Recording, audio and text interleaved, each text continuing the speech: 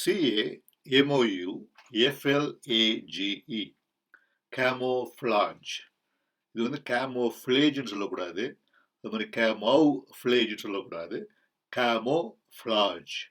camouflageனா உருவத்தை மறைப்பது. இப்போ இந்த சிங்கம் பார்த்தீங்களா, அந்த புதரு கூட அதன் உருவமே தெரியாம படுத்துட்டு இருக்கு. அதுதான் camouflage. The lion was beautifully camouflaged by the dry shrubs. அங்க இருந்த அந்த காய்ந்து போன அந்த புதர்களின் மத்தியிலே அந்த சிங்கமானது அழகாக மறைக்கப்பட்டிருந்தது. அதுதான் camouflaged. shrubsனா புதர்கள், dry shrubsனா காய்ந்து போன புதர்கள். The soldiers camouflaged themselves with twigs and leaves. soldiersனா போர் வீரர்கள். போர் வீரர்கள் தங்களை தாமே தண்டோலினாலும், காய்ந்த குச்சிகள் இருக்கு இல்லையா, அது அப்புறம் வந்து இலைகள், லீவ்ஸ், இதை ரெண்டும் வைத்து அவர்களை மறைத்து கொண்டார்கள். எதிரிகளின் பார்வையில் படாதபடிக்கு இந்த மாதிரி இலைகளை எல்லாம் வச்சு மறைச்சிட்டாங்க. அதுக்கு பேரும் camouflage. DISGUISE disguise. disguiseனா மாறுவேடம். She was disguised as a cat. அவ ஒரு பூனையை போல மாறுவேடம் அணிந்திருந்தாள். அவள் ஒரு பூனையாக மாறுவேடம் இட்டிருந்தாள். He was disguised as a hawker. ஹாக்கர்னா பொருட்களை வீதிகளில் எடுத்து சென்று விற்கும் ஒரு வியாபாரி. அதற்கு பெயர் தான் hawker. He was disguised as a hawker. அவர் ஒரு ஹாக்கராக மாறுவேடத்தில் இருந்தார். It was a blessing in disguise. அது வந்து மாறுவேடத்தில் வந்த ஒரு ஆசீர்வாதம். பிளெஸிங்னா ஆசீர்வாதம். மாறுவேடத்தில் வந்த ஒரு ஆசீர்வாதம்னா அவருக்கு ஒரு சோகமான ஒரு விஷயம் நேர்ந்தது. அந்த பிறகு பார்க்கும்போது அது வந்து ஒரு துக்கம் அல்ல, அது வந்து ஒரு ஆசீர்வாதமாக இருந்தது. அந்த ஆசீர்வாதம் வந்து மாறுவேடத்தில், ஒரு கஷ்டம் என்ற மாறுவேடத்தில் அவர்களிடம் வந்தது அப்படின்னு சொல்றதுக்கு we can say it was a blessing in disguise. MASK mask. mask என்றால் முகமூடி. The robbers masked their faces. திருடர்கள் அவருடைய முகத்தில் முகமூடி அணிந்தார்கள். During the COVID pandemic, we saw a lot of masks. Covid காலத்தில், அந்த கோவிட் பேரிடர் காலத்தில் நாம் அதிகமான முகமூடிகளை பார்த்தோம்.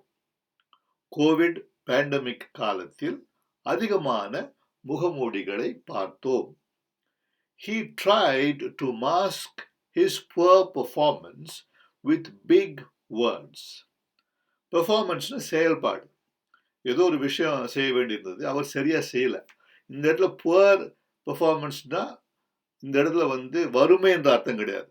புவர்னு சொல்லும்போது நன்றாக செய்யவில்லை, மோசமான அந்த ஒரு அர்த்தம் தான் வரும் இங்க புவருக்கு. புவருக்கு மோசமான என்ற ஒரு அர்த்தமும் இருக்கு. புவர் பெர்ஃபார்மன்ஸ்னா அவருடைய அந்த செயல்பாடை சரியாக செய்யவில்லை. அதை அவர் பெரிய வார்த்தைகளை வைத்து மறைக்க பார்த்தார். இந்த மறைக்க பார்த்தார், மறைப்பது என்ற ஒரு அர்த்தம் கூட மாஸ்க்கு சொல்லலாம். ஒரு விஷயத்தை வந்து மூடி மறைக்கிறதுன்னு சொல்லுவோம் இல்லையா, அது வந்து மாஸ்க் பண்றது. So he tried to mask his poor performance with big words. CONCEAL conceal. conceal என்றால் மறைப்பது. She concealed her face behind a book. ஒரு புத்தகத்தின் பின்னால் தன்னுடைய முகத்தை மறைத்தாள். She concealed her face behind a book. She could not conceal her feelings. அவளுடைய உணர்வுகளை அவளால் மறைக்க முடியவில்லை. அவளுடைய உணர்வுகளை அவளால் மறைக்க முடியவில்லை. The treasure was concealed beneath a huge rock. ட்ரெஷர்னா ஒரு பொக்கிஷம் அல்லது ஒரு புதையல் அப்படின்னு சொல்லலாம். அந்த புதையல் வந்து ஒரு பெரிய பாறையின் அடியில், beneathனா அடியில், ஒரு பெரிய பாறையின் அடியில் மறைத்து வைக்கப்பட்டிருந்தது. The treasure was concealed beneath a huge rock. Behind-னா பின்னால், beneath என்றால் அடியில், treasure என்றால் பொக்கிஷம். conceal என்பது மறைப்பது. veil, veil, veil என்றால் திரை. திரைக்கு வந்து வெயில்னு சொல்லலாம். அப்புறம் முகத்திரைக்கு கூட வெயில்னு சொல்லலாம். முகத்தில் போடக்கூடிய ஒரு திரை இருக்கு இல்லையா, அதுவும் வந்து veil அப்படின்னு சொல்லிக்கலாம். The bride looked beautiful in her veil. அவளுடைய முகத்திரையில் மணப்பெண் அழகாக இருந்தாள். The politician delivered a veiled threat. threatனா ஒரு அச்சுறுத்தல். அப்ப இந்த அரசியல்வாதி ஒரு அச்சுறுத்தல் செய்கிறார். ஆனா வந்து அதை வந்து அவர் நேரடியா செய்யல, மறைமுகமாக செய்கிறார். அந்த மறைமுகமாக வந்து மறைத்து வைத்து செய்கிறார். டைரக்டா சொல்லாம இன்டைரக்டா சொல்றது. அதுக்கும் வந்து இந்த veiled என்ற வார்த்தையை பயன்படுத்தலாம். The politician delivered a veiled threat அப்படின்னா அவர் வந்து மறைமுகமாக எச்சரித்தார், மறைமுகமாக அச்சுறுத்தல் கொடுத்தார். அதுதான் veiled threat அப்படின்னு சொல்றது. Right.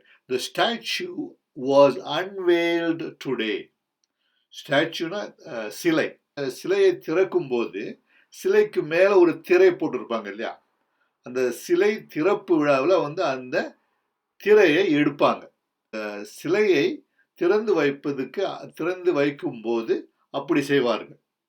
அப்போ the statue was unveiled todayனா அந்த சிலை இன்றைக்கு திறந்து வைக்கப்பட்டது என்ற ஒரு அர்த்தம் தான். அந்த திரையை அகற்றி திறந்து வைக்கப்பட்டது. vocabulary, vocabulary. இதுக்கு வந்து vocabulary அப்படின்னு சொல்லலாம். vocabulary சரியான உச்சரிப்பு கிடையாது. அதே மாதிரி vocabularies அப்படின்னு சொல்லக்கூடாது.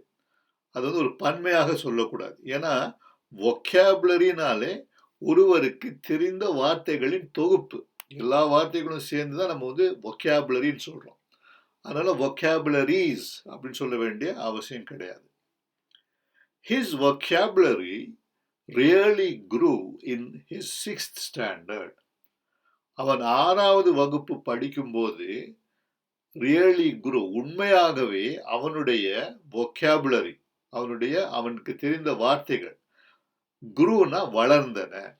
அவனுடைய 6வது படிக்கும்போது அவனுக்கு நிறைய புதிய வார்த்தைகள் அவன் தெரிந்து கொண்டான் அப்படின்னு சொல்றதுக்கு his vocabulary really grew in his 6th standard. She had a very refined vocabulary. அவளுக்கு மிகவும் நேர்த்தியான ஒரு vocabulary இருந்தது. அவளுக்கு மிகவும் நேர்த்தியான வார்த்தைகள் எல்லாம் பயன்படுத்துவது உண்டு. அப்ப இது வந்து vocabularyங்கிறது தெரிந்த வார்த்தைகள் மட்டுமல்ல, பயன்படுத்தும் வார்த்தைகள்னு கூட நம்ம சொல்லலாம். அவர்கள் வந்து நல்ல நேர்த்தியான அந்த சந்தர்ப்பத்திற்கு ஏற்ற வார்த்தைகளை எல்லாம் பயன்படுத்துவாங்க. அப்போது அதுக்கு வந்து refined vocabulary அப்படின்னு சொல்லலாம். She had a very refined vocabulary. Her legal vocabulary was phenomenal. அவளுடைய legal vocabulary, இப்போ வந்து லீகல்னா சட்டம் சார்ந்த, இப்போ அவங்க வந்து ஒரு வக்கீலா இருக்கலாம், அவங்க சட்டம் சார்ந்த அந்த வார்த்தைகள் இருக்கு இல்லையா, சட்டம் சார்ந்த வார்த்தைகளின் தொகுப்பு, அவங்களுக்கு அவ்வளவு நிறைய வார்த்தைகள் தெரிஞ்சிருக்கு. ஃபினாமினல்னா பிரம்மாண்டமான அல்லது அதிசயிக்கத்தக்க, அந்த மாதிரியான வார்த்தை தான் இந்த ஃபினாமினல். அப்போ அவங்களுடைய அந்த சட்ட ரீதியான வார்த்தைகள் அவங்க தெரிஞ்சிருக்காங்க இல்லையா, அவ்வளவு வார்த்தைகள் தெரிஞ்சிருக்காங்க. அதுக்கு her legal vocabulary was phenomenal அப்படின்னு சொல்லலாம்.